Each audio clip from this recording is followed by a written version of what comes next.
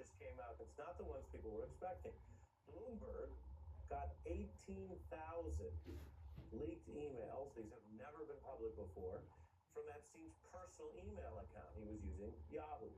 And it sheds new light on his predatory tactics. It also continues to reinforce what the DOJ under Ms. Comey, the now fired prosecutor, showed in her prosecution of Ghislaine Maxwell, that she was a big part of this criminal enterprise, not, as she said in her interview, some sort of hanger-on as people did consensual things. Now, as for the president, who has been so suspicious about this, who vowed to do transparency and then broke that vow, well, there's not a lot of clear new information that shows what Trump was up to with Epstein, although we know from prior information that they had a kind of social relationship. You've seen the photos.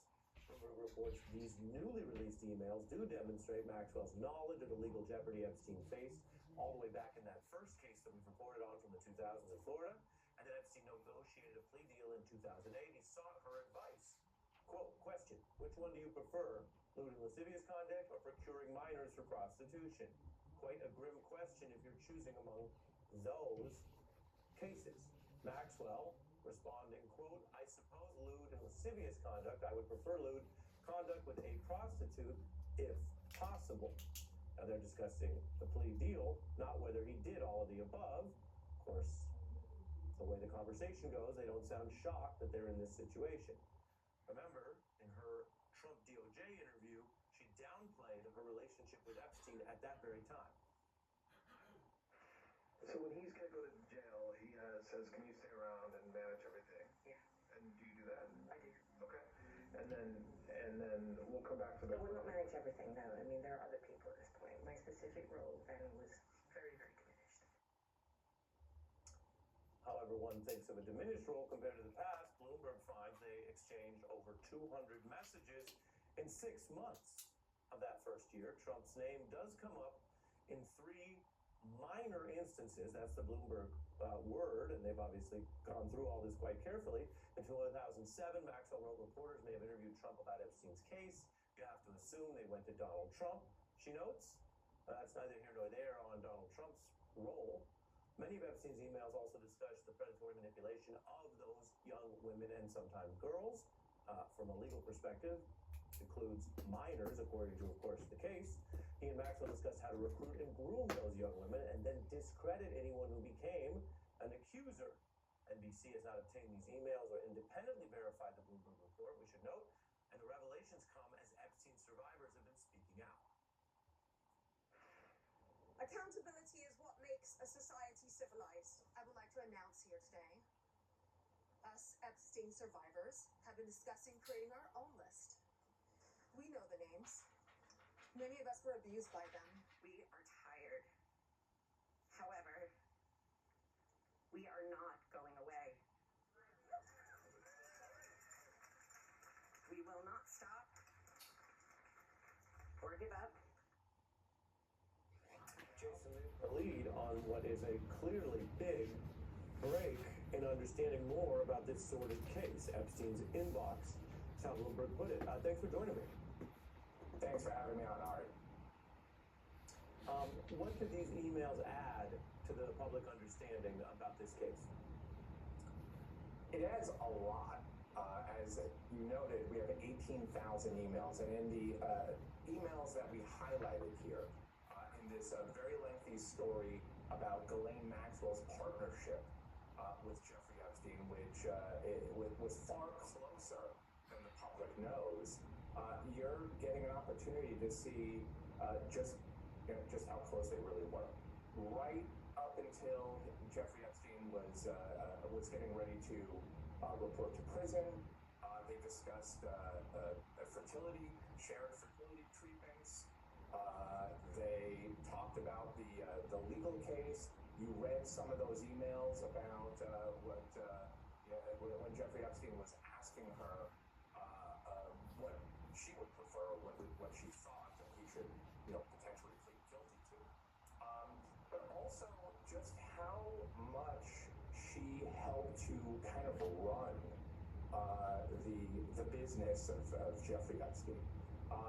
Within these emails, we also uncovered an accounting spreadsheet that tracked nearly $2 million in spending, and which amounted to some gifts, some cash payments to victims, to very prominent public figures.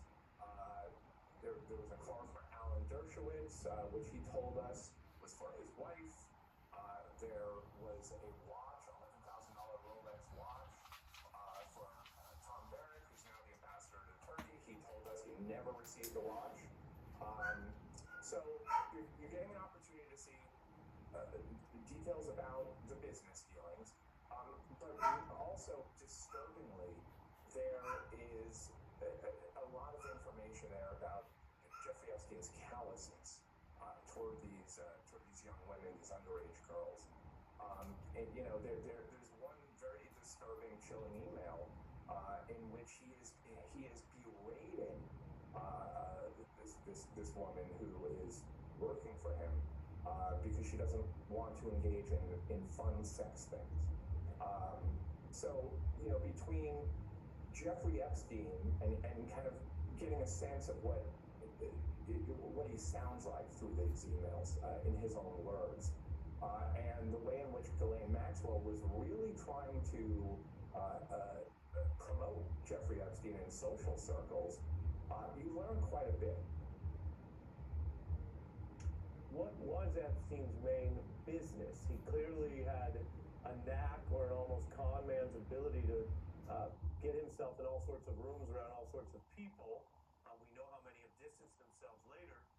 But given the nature of the sex crimes that were already exposed, it would appear that some people had knowledge of it. That's what the birthday book shows. Some people, we can't name names without legal and investigative process, but some people understandably were probably closer to it and may have partaken in it. He has the whole island and he has all these other allegations.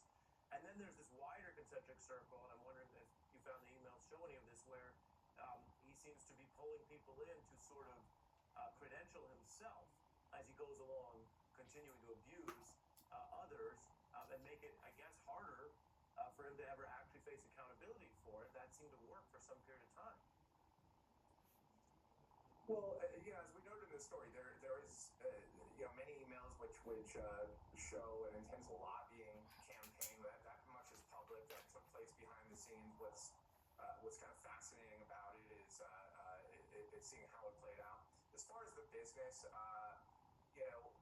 that's obviously a question that remains unanswered in terms of the source of his wealth.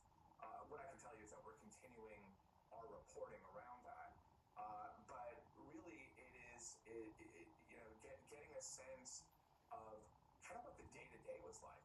I mean, I also want to... Let me ask you on that. You mentioned, because the reporting talks about it being at times mundane, and we've seen throughout history references to the banality of evil, to use the famous phrase from Hannah Arendt. But did you also find any hint that through the email and other references that he was ever threatening or blackmailing others to maintain his own criminal web?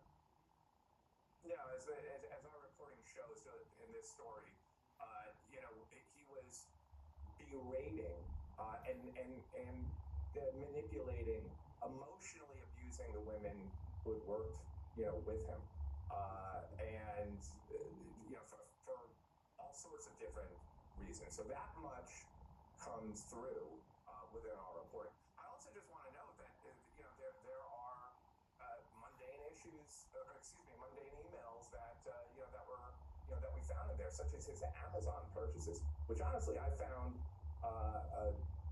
fascinating, if you will, just in terms of getting a sense of what he was thinking.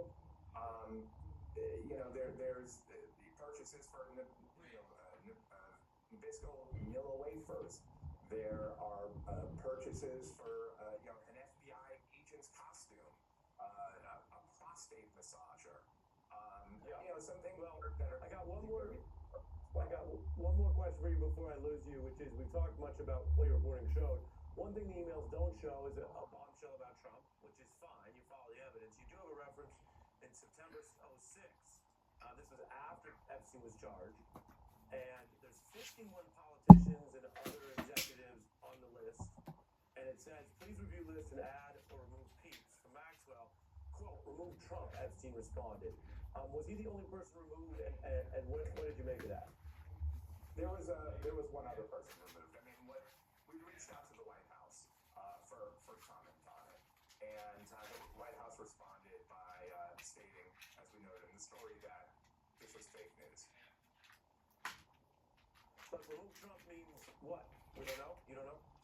That we haven't been able to further find out what that means. It's as we noted in the story. Yeah, fair. Appreciate you following it just as far as it goes. Striking, because what was then, as you say, one of only two names removed, later becomes a president who both oversaw the DOJ when he was prosecuted and has now been very secret about the rest of it. But appreciate your reporting and watching us through it. Jason Leopold of Bloomberg. We'll be right back.